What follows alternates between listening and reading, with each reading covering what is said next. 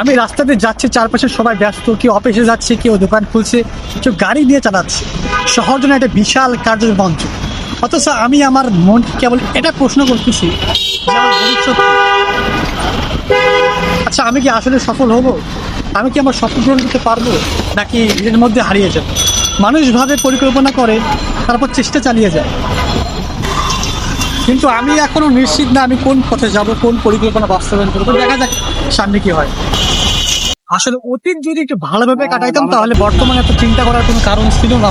প্রতিটি মানুষই কোনো না কোনোভাবে কষ্ট, হতাশা বা কঠিন সময়ের মুখোমুখি হয়, কিন্তু এই কষ্ট চিরস্থায়ী নয়। এটা আপনার আমার শুধুমাত্র একটি পরীক্ষা, একটা শিক্ষা এবং একটা নতুন শুরু। কখনো কখনো মনে হতে পারে আমি তো সব কিছু শেষ করে ফেলেছি, কিন্তু আল্লাহ তাআলা বলেন নিশ্চয়ই কষ্টের সঙ্গে রয়েছে স্বস্তি, নিশ্চয়ই কষ্টের সঙ্গে রয়েছে স্বস্তি। আপনার আমার কষ্টের শেষে স্বস্তি অপেক্ষা করছে। এটি একটি চক্র, যেখানে প্রতিটি কঠিন মুহূর্তের পর একটি সহজ মুহূর্ত আসে, একটি সুযোগ আসে। অবশ্যই আল্লাহ তাআলা আপনাকেও দিবেন, আমাকেই দিবেন। আসলে আমাদের জীবনের প্রতিটি সমস্যার মধ্যে একটি আশীর্বাদ থাকে।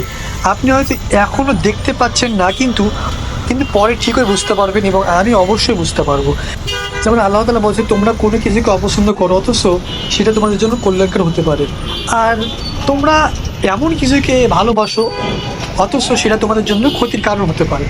আসলে আমাদের যত কঠিন সময় আসুক, আমরা কোনো কিছু পছন্দ করি অপছন্দ করি, আল্লাহ তাআলা সব কিছু জানে, আমাদের একদিন না একদিন সব সমাধান দিয়ে দিবে।